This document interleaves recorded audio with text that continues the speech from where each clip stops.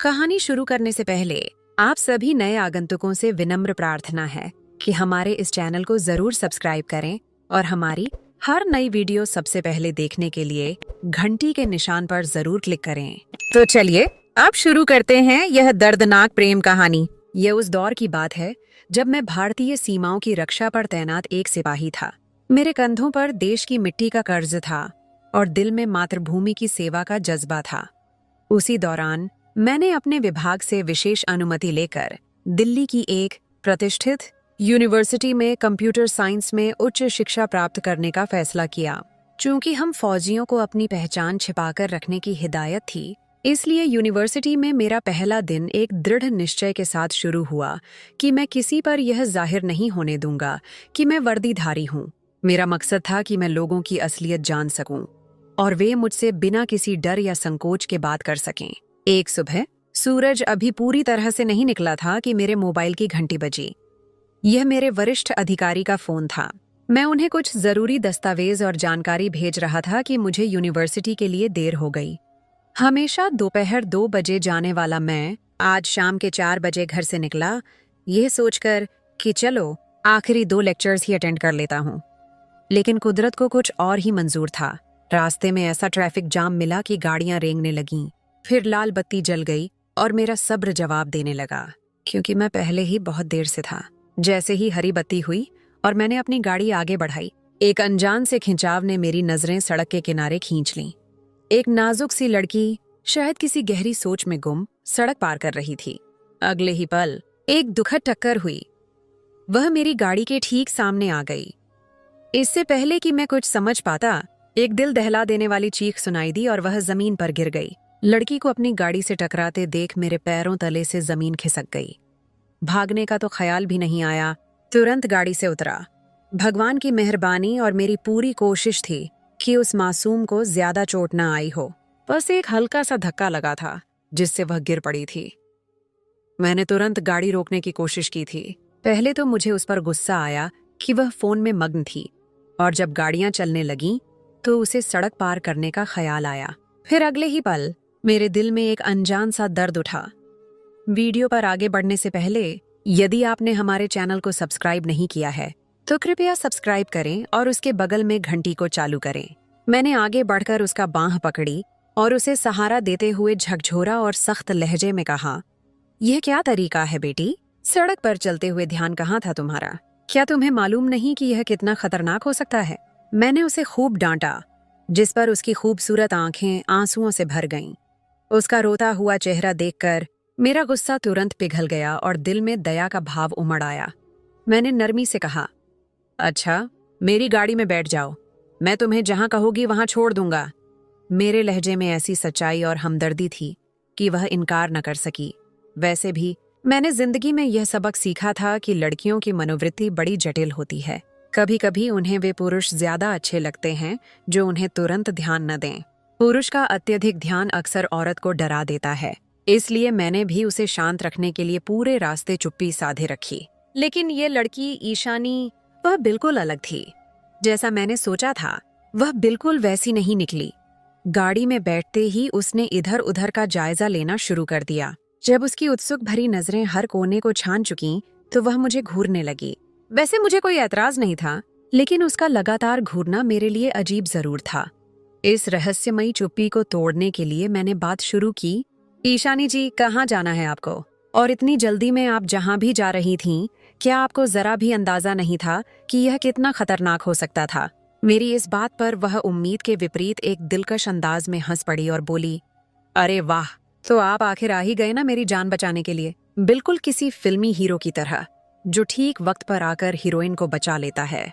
उसकी बात से मुझे अंदाजा हुआ कि शायद वह फौजी जवानों को बहुत पसंद करती है, लेकिन इसके बावजूद मैंने अपनी पहचान छिपाई ही रखी। खैर, यह पहली बात थी जो मैंने उसके बारे में महसूस की थी। उसकी इस बात पर मैंने कोई जवाब नहीं दिया और एक सपाट लहजे में पूछा, आप बातें बहुत बनाती हैं, सीधा बताइए आपको जाना कहाँ है? एक बार फिर उसके जवाब ने मुझे हैरान कर दिया। जहां आप ले चलें वहीं चली जाऊंगी। अगर मेरी जगह कोई और होता तो यकीनन इन बातों का गलत फायदा उठाता, मगर मेरे लिए वह एक मासूम उलझन बनी हुई थी। ईशानी जी, क्या आपको कहीं जरूरी काम नहीं है? क्या आप घर से मेरी गाड़ी से टकराने के लिए निकली थी? और सुनिए ना, यह जी लगाना बंद कीजिए। मेरा नाम सिर्फ ईशानी है और मैं कॉमर्स की छात्रा हूँ। यह सुनकर मेरे दिल में एक अजीब सी सुखद लहर दौड़ गई। अच्छा, तो फिर शायद यह महज इत्तेफाक नहीं है कि मैं भी उसी यूनिवर्सिटी में जा रहा हूँ। क्या? तो इसका मतलब है हम एक ही क्लास में पढ़ते हैं? वह सीट पर सीधी होते हुए जोशीले लहजे में बोली। एक यूनिवर्सिटी में होने का यह मतलब तो नहीं कि हम एक ही क्लास में हों। मैंने उस पर एक अर्थपूर्ण नजर डालकर कहा तो वह शर्मिंदा सी हो गई। हाँ, ये तो मैंने सोचा ही नहीं था। अच्छा, तो फिर हम यूनिवर्सिटी फेलो तो हुए ना? आप मेरे यह कहकर उसने मेरे कंधे पर बेतकल्लुफी से हाथ मारा तो मैं उसकी इस तरह के स्वाभाविक अंदाज पर हैरान रह गया। मुझे उसकी यह बातें बिल्कुल अच्छी नहीं लग रही थीं। या तो यह दुनिया की सबसे बेवकूफ लड़की थी या फिर बहुत ही बहादुर जो एक अजनबी के साथ इतनी जल्दी घुल मिल रही थी। खैर, इतने में हमारी यूनिवर्सिटी के गेट आ गए। मेरे पास तो यूनिवर्सिटी का पहचान पत्र नहीं था, इसलिए मैंने अपना चालान फॉर्म निकाला और सिक्योरिटी गार्ड को दिखा दिया। चूंकि मैंने अभी ग्रेजुएशन में दाखिला लिया था और यह मेरा पहला दिन था, मेरी देखा देखी ईशानी ने भी अपना बैग टटोला और फिर चालान फॉर्म निकालकर गार्ड को दिखा दिया। उसका रवैया ऐसा था जैसे वह मुझे सदियों से जानती हो। सुनिए तो, उसने बड़े मासूम से अंदाज में आवाज दी तो मैं पीछे मुड़े बिना न रह सका। मैं पीछे मुड़ा तो वह अपने पर्स में कुछ तलाश कर रही थी। मेरी आंखों में सवाल पड़कर बोली, वह मैंने सोचा आपकी गाड़ी में आई हूं तो आपको किराया ही दे दूं। उसकी इस मासूमियत पर मैं पहली बार खुलकर मुस्कुराया। शायद वह सच में बहुत मासूम थी या शायद मासूम बनने का नाटक कर रही थी। खैर, मैंने उसे देखना बंद किया और कहा, नहीं ईशानी जी, इसकी कोई जरूरत नहीं।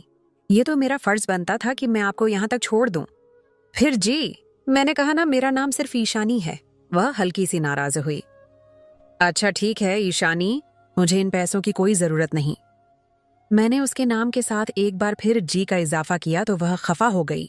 मैं आगे बढ़ गया और थोड़ी सी तलाश के बाद मुझे अपना क्लासरूम मिल ही गया। मैंने कमरे के दरवाजे से अंदर झांका तो देखा कि क्लास चल रही थी। मुझे अंदाजा हो गया कि मैं काफी देर से आया हूँ, इसलिए मैंने वहीं खड़े होकर इंतजार करना ठीक समझा ताकि आने वालों से पूछ सकूं कि अगली क्लास कहाँ है। मैं अभी वहीं खड़ा इंतजार कर रहा था कि हाँफती हुई ईशानी भी मेरे साथ आकर खड़ी हो गई।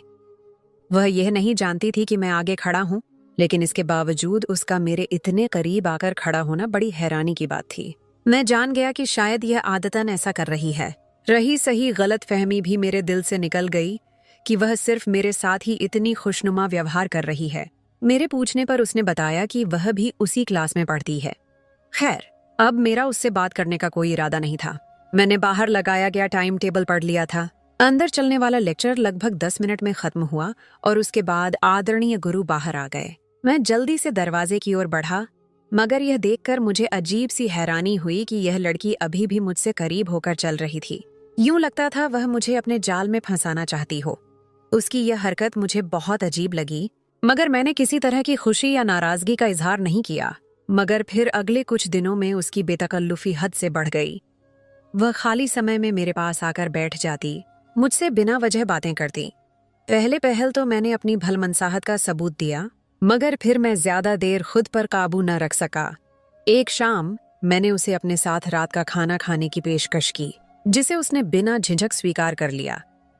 मैं उसे अपनी गाड़ी में घुमाने फिराने ले गया और फिर हम एक खूबसूरत रेस्तरां में खाना खाने बैठ गए।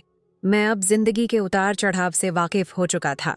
मैं उसके तौर तरीकों से अंदाजा लगा चुका था कि उसे मुझसे नजदीकी महसूस करने में ज्यादा वक्त नहीं लगेगा। सो मैंने उसकी तारीफें शुरू कर दी और बेतकल्लुफी से बातें करने लगा। मेरे इस रवैये पर वह भी थोड़ी हैरान हो रही थी, मगर मैं उसकी दिलकश मुस्कुराहट और मासूमियत के सामने खुद को बेबस महसूस कर रहा था। वैसे भी जब कोई अप्सरा खुद न्योता दे तो कोई पुरुष कब तक इनकार कर सकता है। कहीं ना कहीं अंदर छिपा हुआ शैतान जाग ही उठता है। खाने के बाद मैंने उसे लॉन्ग ड्राइव की पेशकश की, ये कहते हुए कि मैं उससे कुछ बातें करना चाहता हूँ। बिना किसी हिचकिचाहट के वह मान गई और मेरे साथ गाड़ी में बैठ गई। मैंने गाड़ी में उसकी खूब तारीफ की और फिर घूम फिर कर अपनी असल बात पर आ ही गया। मैंने उसके करीब होना चाहा तो पहले पहल वह शांत रही, लेकिन थोड़ी देर बाद जैसे उसे कुछ याद आ गया हो, वह यूं सिकुड़ कर बैठ गई जैसे वह कोई पर्दे में रहने वाली महिला हो। मुझे हैरानी भी हुई और हल्का सा गुस्सा भी आया कि अगर उसे यही सब करना था तो पहले बता देती। मैं कौन सा पागलों की तरह उसके पीछे पड़ा था। खैर, मैंने अपने गुस्से पर काबू रखा और उससे पूछा, अब ये क्या रवैया है ईशानी? क्या तुमने मुझे अभी अभी दोस्त नहीं कहा? फिर तुम्हें मुझ पर इतना सा भी भरोसा नहीं है? मेरे कहने पर उसने मेरी आंखों में झांका और बोली, अगर मेरी नजदीकी चाहते हो तो मुझसे शादी कर लो। ये कौन सा तरीका है दोस्ती निभाने का? शादी कर लूं? तो उसकी बात पर मैं घबरा सा गया। खैर, मैंने अपनी घबराहट उस पर जाहिर न होने दी और सामान्य ढंग से बातें शुरू कर दी। वह भी जवाब देती रही, मगर कुछ चुप चुप सी हो गई थी। अब मुझे भी उसमें सही मायने में दिलचस्पी हो गई थी, या शायद कह लें कि मोहब्बत हो गई थी। मैं उसके बारे में गंभीरता से सोचने लगा, मगर एक डर भी था। अगर उसकी फितरत वैसी ना निकली जैसी मैं समझ रहा हूं तो मैं कहाँ जाऊंगा? क्या यह जिस तरह मेरे साथ बेतकल्लुफ हो रही है वैसे दूसरे लड़कों के साथ भी होती है? मेरे मन में कई सवाल सिर उठा रहे थे जिनका जवाब मेरे पास नहीं था। हम कोई रोज रोज नहीं मिलते थे। उसने इतनी बेतकल्लुफी से शादी की पेशकश कर दी थी जैसे निकाह उसके लिए कोई मामूली बात हो। फौजी होने की वजह से मैं किसी पर भी आसानी से यकीन नहीं करता, सो मैंने अलग अलग बातों पर गौर करना शुरू कर दिया। मैं तो अभी ग्रेजुएशन कर रहा था और इस उम्र में जबकि मैंने उसे यह नहीं बताया कि मैं एक फौजी अफसर हूँ, वह तो यही समझती होगी कि मैं बेरोजगार हूँ या अभी सिर्फ पढ़ रहा हूँ। वह यह भी समझती है कि अभी हमारी पढ़ाई पूरी तो क्या शुरू भी नहीं हुई। फिर उसने मुझे ऐसी पेशकश क्यों कर दी? अपने बारे में मैंने उसे कुछ भी नहीं बताया था। अगले दिन हम फोन पर बात कर रहे थे। मैंने यूं ही उसे भरोसा दिलाने के लिए कह दिया, मुसीबत तो तुम्हारे माँ बाप का होगा, मैं तो शादी कर सकता हूँ। मैं जानता था कि इतनी कम उम्र लड़की के पास न तो इतने पैसे होंगे और न ही कोई बड़ा परिवार, मगर मैं तब हैरान रह गया जब उसका बाप शादी के सिलसिले में मुझसे मिलने पर राजी हो गया। मैं हैरान था क्योंकि मैंने तो यह बात महज मजाक में कही थी। मेरी उम्र उस वक्त 25 साल थी और 26 साल से पहले फौज में अफसरों को शादी करने की इजाजत नहीं होती। लेकिन मैं उन्हें यह भी नहीं बता सकता था कि मैं कोई फौजी वगैरह हूँ। अब मैं बुरी तरह फंस चुका था क्योंकि शादी के लिए हाँ मैंने खुद कही थी। सो मैंने उनके इनकार के लिए एक ठीक ठाक वजह ढूंढी और कहा, विश्वामित्र अंकल, मुझे आपकी बेटी बहुत पसंद है और हम पहले दिन से ही एक दूसरे के लिए पसंद के जज्बात रखते हैं। मैं आपको यकीन दिलाता हूँ कि मैं उसे खुश रखूंगा, मगर क्या है ना कि अभी न मेरी कोई अच्छी नौकरी है और न ही कोई खास जायदाद है। मेरी इस बात पर न उनके चेहरे का रंग बदला और न ही उनके हाव भाव। बड़ी शांति से बोले, बाकी बातें छोड़ो जवान, तुम कहाँ से आए हो, तुम्हारा परिवार क्या है, इससे मुझे कोई मतलब नहीं। बस इतना बता दो कि तुम दहेज में क्या कुछ दे सकते हो। मुझे हैरानी का एक और जोरदार झटका लगा। न मेरे परिवार का पता, न मुझसे मेरे भविष्य के बारे में पूछा और सीधे दहेज पर आ गए। मैंने भी सीधा साधा फौजियों वाला जवाब दे दिया, अंकल, दहेज में तो मेरे पास अभी कुछ खास नहीं है। दरअसल मैं अभी इस शादी के बारे में घर वालों को नहीं बताना चाहता, तो इस वजह से थोड़ी मुश्किल पेश आएगी। मेरे इस जवाब पर उन्होंने कुछ सोचते हुए जवाब दिया, हाँ हाँ, कोई बात नहीं, घर वालों को बताने की जरूरत भी नहीं। यह तुम दोनों का मामला है, तुम दोनों तक ही रहे तो बेहतर है। अच्छा, तो वह गाड़ी दहेज में दे दो। कौन सी गाड़ी अंकल? मेरे पास तो कोई गाड़ी नहीं है, दोस्त की गाड़ी चलाता हूं मैं। मैंने तुरंत अपना बयान बदला तो अंकल भी गुस्से से भर गए। इस कंगले से शादी करने चली थी तू? अरे मैं ना कहता था तू बेवकूफ है। अंकल पास बैठी बेटी पर बरस पड़े जिसकी आंखों में नमी तैरने लगी। मुझे उस पर बहुत तरस भी आया, मगर मैं उन लोगों की हकीकत जाने बिना कैसे उसे अपनी जिंदगी का साथी बना सकता था। सो मैंने चालाकी और होशियारी से उस लालची व्यक्ति को खुद से दूर कर दिया था।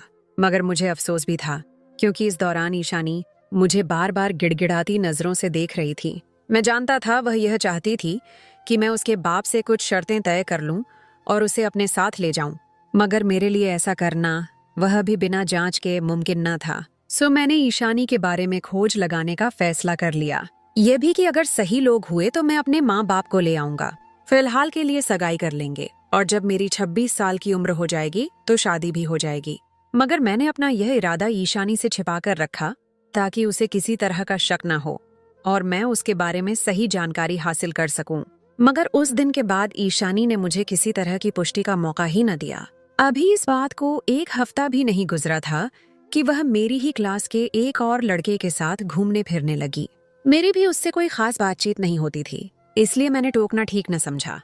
मुझे लगा कि शायद वह मुझे जलाने की खातिर ऐसा कर रही है ताकि मैं दोबारा उसकी तरफ आकर्षित हो जाऊं। मगर बात तब हद से बढ़ गई जब वह एक दिन उसके साथ होटल जाने के लिए राजी हो गई। मेरी गाड़ी उनके पीछे ही थी। मैंने गहरे नीले रंग का एक बड़ा सा शाल ओढ़ रखा था, आंखों पर धूप का चश्मा था और जो नकली दाढ़ी मूंछें मैंने पूरे दिन अपने चेहरे पर सजा रखी थीं, वह मैं उतार चुका था। सो मुझे गुमान नहीं था कि वह मुझे पहचान लेगी। मैं उनके पीछे पीछे उसी होटल में दाखिल हुआ जहां वे दोनों गए थे। मैंने एक शांत सा मेज देखा और मेन्यू लेकर वहां बैठ गया ताकि दोनों की बातें गौर से सुन सकूं। जिस मेज का ईशानी और उस लड़के ने चुनाव किया था, वहां मौजूद कुर्सी पर पहले से वह विश्वामित्र बैठा था, जो एक हफ्ता पहले मुझसे भी मिल चुका था। ईशानी चेहरे से खुश नजर नहीं आ रही थी। उसकी उदासी साफ बता रही थी कि वह इस लड़के से मोहब्बत नहीं करती। मैं भी चुपचाप सुनता रहा। विश्वामित्र ने फिर वही बात शुरू कर दी। हाँ बेटा, मुझे पता चला है कि तुम ईशानी को पसंद करते हो। अगर ऐसी बात है तो धर्म के अनुसार विवाह क्यों नहीं कर लेते? इस बात पर नौजवान की तो बाँछें खिल गईं। वह बोला, मगर अंकल, अभी मेरे घर वाले। अरे घर वालों की फिक्र क्यों करते हो? मुझे पता है कि तुम भी एक छात्र हो, बिल्कुल मेरी बेटी की तरह। मैं तुम पर कोई बोझ नहीं डालूंगा। हाँ, बस तुम्हें पता है, बेटी का बाप हूं तो दहेज में तुम्हें कुछ रकम लिखवानी होगी या फिर कोई कीमती चीज मेरी बेटी के नाम करनी होगी। इस पर लड़का सोच में पड़ गया और कहने लगा, ठीक है अंकल, जैसा आप कहें। वैसे भी मेरे घर में रुपए पैसे की कमी नहीं है। वह बस क्या है ना कि घर वाले चाहते हैं मैं पहले पढ़ाई पूरी कर लूं, तो इसलिए मैं इस बात को थोड़ा गोपनीय रखना चाहता था। बाद में जब मैं घर वालों को मना लूंगा तो हम बाकायदा धूमधाम से शादी करेंगे। लड़के ने उस लालची व्यक्ति को संतुष्ट करने की कोशिश की तो उसकी आंखों में भी खास चमक आ गई। उसने कहा, ठीक है, अगले शुक्रवार शादी की तैयारी करते हैं। बस तुम यह ध्यान रखना कि जो दहेज तुम लिखवाओगे वह तुम्हें उसी वक्त अदा करना होगा। मैं अपनी बेटी के मामले में बड़ा संवेदनशील हूँ और पसंद की शादी करने के खिलाफ भी नहीं हूँ, मगर फिर भी मुझे अपनी बेटी का भी ख्याल है। यह सुनकर मेरे तन बदन में आग लग गई। मैं आपे से बाहर हो गया। चीख चीख कर उस बूढ़े से पूछना चाहता था, क्या कर रहे हो तुम अपनी बेटी के साथ? जबकि वह खुश भी नहीं दिखाई देती, मगर फिर यहाँ तमाशा लगाना ठीक न समझा। ये सोचकर भी चुप रहा कि अगर ईशानी सच में इस शादी पर राजी हो तो फिर मैं क्या कर सकता हूँ, मगर मैं उसे यूं अकेला भी नहीं छोड़ सकता था। सो मैंने फैसला किया कि उससे पूछ कर रहूंगा। अगर वह इस शादी पर खुश नहीं है तो मैं उसकी जरूर मदद करूंगा और उसे किसी और से शादी हरगिज नहीं करने दूंगा। मैंने अगले दिन का बड़ी मुश्किल से इंतजार किया। वह यूनिवर्सिटी के गेट से अंदर दाखिल हुई तो मैंने उसे इशारा किया कि मेरे पीछे पीछे बगीचे तक आ जाए। मैं तेज तेज कदमों से चलता हुआ बगीचे में पहुंचा तो वह भी मेरे पीछे आ चुकी थी। मैं उस पर चीख पड़ा, अगर तुम किसी और से मोहब्बत करती थी तो मुझसे यह सब क्यों किया? ईमानदारी से बताओ ईशानी, क्या मैंने तुमसे जबरदस्ती दोस्ती की थी? क्या मैंने तुमसे कोई वादा किया था? अरे तुम में इतना सब्र भी नहीं था कि मेरे जवाब का इंतजार कर लेती? देखती तो सही कि मैं तुम्हारे लिए क्या करता। मगर नहीं, तुमने तो तुरंत अगला शिकार ढूंढ लिया। मैं गुस्से में चिल्ला रहा था और वह शांत सुकून से खड़ी थी। उसके इस अंदाज से मुझे और ज्यादा गुस्सा आ गया। मैंने उसे झकझोर डाला, बताओ ईशानी, क्या माजरा है? क्यों तुमने मुझसे बेवफाई की? मेरे दिल में बेवफाई के दुख से ज्यादा उसके बारे में जानने की तीव्र इच्छा थी। उसकी खूबसूरत आंखों से मोतियों की तरह आंसू बहने लगे और वह बोली, मोहब्बत तो मैं तुम ही से करती हूँ ना। अब बाकी शर्त मान लो तो अगले हफ्ते ही हमारा विवाह हो जाएगा। विवाह हो जाएगा? और कल जो तुम लोगों ने होटल में बैठकर सौदा किया है उसके बारे में क्या ख्याल है? मेरे इन शब्दों पर शायद उसे गहरा सदमा पहुंचा। वह सिसक सिसक कर रोने लगी तो मेरा दिल भी पिघल गया। मैं नरम पड़ गया और पूछा, देखो ईशानी, तुम जानती हो कि मैं तुमसे मोहब्बत करता हूँ। अगर कोई ऐसी बात है कि तुम्हें उससे विवाह करने पर मजबूर किया जा रहा है तो मुझे भगवान के लिए बता दो। तुम जानती नहीं कि मैं क्या क्या कर सकता हूँ। मुझ पर भरोसा करो। मैं इसलिए पूछ रहा हूँ क्योंकि कल तुम मुझे खुश नहीं लगी। मैं वहीं तुम्हारे पास वाली मेज पर बैठा था। तुम मुझ पर यकीन करके मुझे बता दोगी तो हम दोनों का साथ रहना मुमकिन हो जाएगा। अगर नहीं तो फिर शायद हमारी राहें हमेशा के लिए जुदा हो जाएंगी। मैंने उसे भावुक करने के लिए भरपूर शब्दों का इस्तेमाल किया तो वह फट पड़ी। क्या बताऊं अर्जुन, पात्र का नाम बदलकर मेरे बाप ने तो मेरी जिंदगी तमाशा बना दी है। वह हर साल मेरी 2 से 3 बार बोली लगाता है। और शादी के नाम पर अच्छी खासी रकम या जायदाद ऐंठ लेता है। मुझे इसमें से एक पाई भी नहीं देता। उसने मुझे एक खिलौना बना रखा है। मैं क्या करूं अर्जुन, तुम ही बताओ। मैं अपने बाप के सामने बेबस हूँ। इस घिनौने काम को वह तुरंत निकाह का नाम देता है। अगर तुम न आते तो उस लड़के के साथ यह मेरा चौथा तुरंत निकाह होता। मेरे बाप ने मेरी बड़ी बहनों के साथ भी यही खेल खेला है। वह हमें यह कहकर दिलासा दे देता है कि यह तुरंत निकाह है और फिर कोई न कोई बहाना बनाकर हमारा तलाक करवा देता है। 2 महीने बाद उसे लड़के का चाल चलन ठीक नहीं लगता। कभी कहता है कि यह धर्म का पाबंद नहीं है। अब तुम ही बताओ, मैं ऐसे लालची और धोखेबाज बाप का क्या इलाज करूं, जिसकी आंखों पर दौलत की पट्टी बंध चुकी है। वह कारोबार करने के लिए हम तीनों बहनों को बेच चुका है। वह कई अमीर लोगों के साथ हमारा सौदा कर चुका है, मगर समाज में अपना मुकाम यूं बना रखा है जैसे कोई बहुत इज्जतदार व्यक्ति हो। हमें हर साल मोहल्ला और मुझे हर साल यूनिवर्सिटी बदलनी पड़ती है। मगर सच कहती हूँ अर्जुन, मुझे तुम अच्छे लगे हो। मैं तुमसे सच में मोहब्बत कर बैठी हूँ, इसीलिए मैं तुम्हारे बिना खुश नहीं हूँ। मगर मैं क्या करूँ, मैं अपने बाप के सामने मजबूर हूँ। यकीन मानो, अगर बाप की रुकावट न होती तो मैं तुम्हारे कदमों पर गिरकर तुम्हें मना लेती, लेकिन मैं ऐसा नहीं कर सकती। वह मुझे मार डालेगा। उसकी बातें सुनकर मेरे सिर में धमाके होने लगे। हे भगवान, यह मैं किससे मोहब्बत कर बैठा था? कहाँ फंस गया था मैं? अपनी माँ को कैसे बताऊंगा कि एक ऐसी लड़की से मोहब्बत कर बैठा हूँ जिसके तुरंत निकाह के नाम पर पहले ही 3 सौदे हो चुके हैं। मगर मैं अपने वादे से पीछे नहीं हटना चाहता था। सो मैंने अपने दिमाग में एक तरकीब तैयार की और ईशानी के बाप को फंसाने के लिए अपनी अक्ल का इस्तेमाल किया। अगले दिन मैंने ईशानी के बाप को बुलाकर खूब लालच दिया। अपनी गाड़ी भी उसके नाम करने को कहा। साथ ही यह यकीन दिलाया कि जब वह कहेगा मैं ईशानी को छोड़ भी दूंगा। मैं सीधी बात करने का आदी हूँ। मैं जानता हूँ कि आप ईशानी को ज्यादा देर मेरे साथ नहीं रहने देंगे, लेकिन आप इस बात की फिक्र न करें। बस मेरा थोड़ा सा मान रख लें कि मंदिर में यह तुरंत निकाह वाला काम हरगिज न करें। ये पूरी तरह से धर्म के मुताबिक विवाह होगा, ताकि मैं अपने घर वालों से भी दहेज के लिए मदद ले सकूं। मगर हकीकत में यह हमारे लिए तुरंत निकाह ही होगा। मैं तयशुदा समय के बाद उसे छोड़ दूंगा।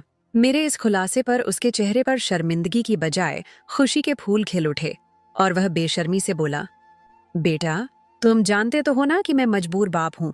मेरे और भी बच्चे हैं। मैं अपनी बेटी को खुद से हमेशा के लिए जुदा नहीं कर सकता। मेरे लिए और कोई कमाने का जरिया नहीं है। मेरा जी चाहा कि इस व्यक्ति के चेहरे पर थूक दूं।